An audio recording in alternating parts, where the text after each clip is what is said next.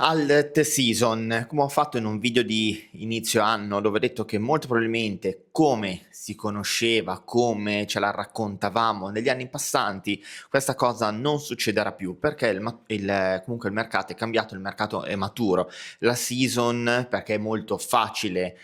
questa parola da ricordare, da immaginare, è più facile anche da raccontare, da vendere, è considerata quando Bitcoin sale, dopodiché c'è la rotazione dei capitali, sale Ethereum e tutto il resto. È quasi come per magia quello che hai nel portafoglio poteva ritornare a vivere. E soprattutto suonava un po' rassicurante la parola stai tranquillo, in alt season tutto sale e andrai a recuperare tutto, ma in realtà non è proprio così. Lo dimostra anche una volta il mercato, proprio anche oggi, dove non c'è l'alt season come abbiamo imparato a raffigurarla e immaginarla, però ci sono delle criptovalute che magari registrano un più 10, più un 15, magari un più 30% in una settimana, a dimostrazione che anche quando non c'è l'alt season le criptovalute continuano a vivere, il mercato a reagire. E questa cosa, che è comunque positiva, da un lato può essere anche frustrante, perché molti investitori vedono Bitcoin forte, vedono alcune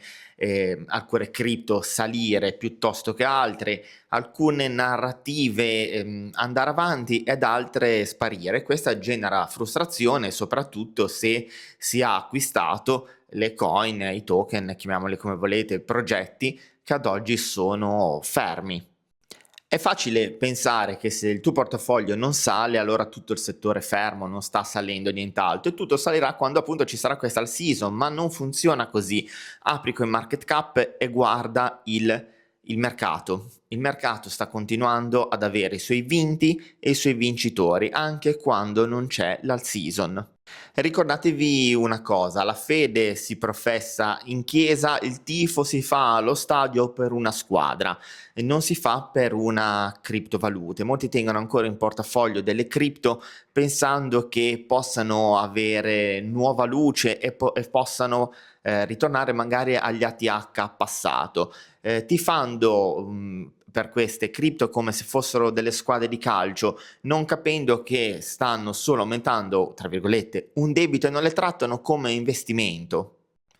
E come debito intendo debito emotivo, perché venderle o comunque cambiare prospettiva significa accettare una perdita. E ricordiamoci che nel mondo cripto sono tecnologie, quindi ci sono competitor, startup, quello che oggi sembra buono o comunque in passato sembrava anche ottimo, magari ha avuto dei competitor che stanno facendo quella cosa meglio di altre, oppure semplicemente non stiamo guardando dal lato giusto, magari ci può essere anche una cripto che sta lavorando per poi dare un qualcosa di nuovo, però anche lì sta a noi andare a pescare in questo marasma di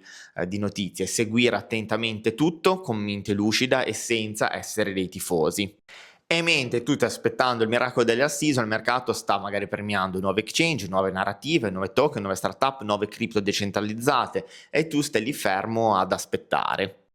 Ricordati che non esiste più il mercato dove sale tutto, o a meno, magari può succedere anche per brevi periodi, ma non è su questa base che devi costruire il tuo portafoglio. Come ho già detto in altri video, mi piace chiamare il portafoglio a 4 livelli, con 4 piani di strutture che servono per l'appunto ad essere più antifragili, flessibili e con la possibilità ovviamente di crescita e espansione senza tifare. Ricordati anche questo, che in un mercato altamente speculativo, proprio come le cripto, se un progetto non torna a catalizzare attenzione, che forse vale quanto la liquidità, non va a catalizzare la narrazione, reale utilizzo e community, è molto difficile che possa, al di là di tutto, ritornare a correre. E questa è una verità che bisogna accettare e metabolizzare. E il punto è questo, non è essere fedeli a una coin, è capire se quella coin, se quel progetto oggi vale ancora sul mercato, ha nuovi utenti, ha sempre la stessa utilità o la sta migliorando, che cosa sta cambiando mentre sta cambiando tutto il resto intorno a sé. Sta attraversando un periodo di narrativa forte, ha ancora liquidità, ha partner, ha investimenti, oppure è ancora perché c'è un ricordo forte nella comunità di come era anni fa, ma non come si presenta oggi agli utenti nuovi. Questa è una distinzione importante perché molti scambiano appunto la fede, questa sorta di narrazione, con l'analisi fondamentale e qua cambia tutto affinché il tuo portafoglio possa crescere. Quando entra il capitale serio, non è detto che poi questa liquidità si sposti sulle altcoin che hai nel tuo portafoglio, si sposta magari dove c'è più solidità, dove si legge un futuro migliore di adozione, di appunto analisi fondamentale e magari più leggibilità, perché magari ci sono delle cripto, dei progetti che sono veramente folli positivamente, ma fa sì che la gente non li legga come debba. E qua arriviamo un po' a un punto importante, non devi chiederti quando arriva l'alt-season, ma chiediti proprio: il mio portafoglio è costruito per il mercato di oggi e magari anche di domani, oppure è costruito sul mercato che era qualche anno fa? Perché qua cambia tutto. E questo non lo dico per, tra virgolette, distruggere le altcoin sono tecnologia, sono il futuro, sono speculazioni, sono possibilità. Ciò che è da capire è che non tutte le altcoin, magari non tutte insieme, magari non per forza tutte quelle che hai nel portafoglio. L'alt season la possiamo anche vedere come un po' una visione da pigri, perché dietro l'alt season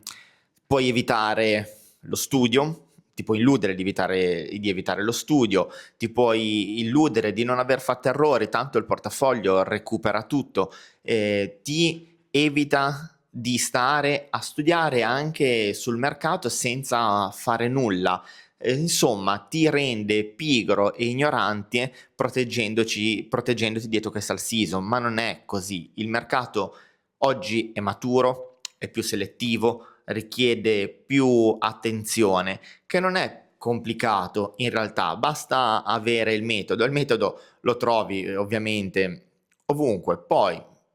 lo sai benissimo, io ho fatto anche 2 percorsi formativi, lo start è per chi parte proprio da zero, il pro quello più succoso, quello che ti spiega tutte le cose che ho detto nel video, ma come me tanti altri, non sono qua per venderti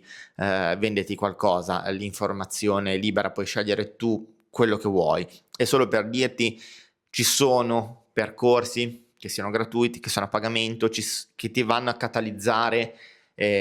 tutte queste cose affinché tu possa crescere nel mercato, non ti proteggere dietro al season, dietro a queste questioni. Non esiste pigrizia negli investimenti, bisogna formarsi e studiare. Non vuol dire stare sui libri ore e ore e ore come a scuola e diventare pazzi,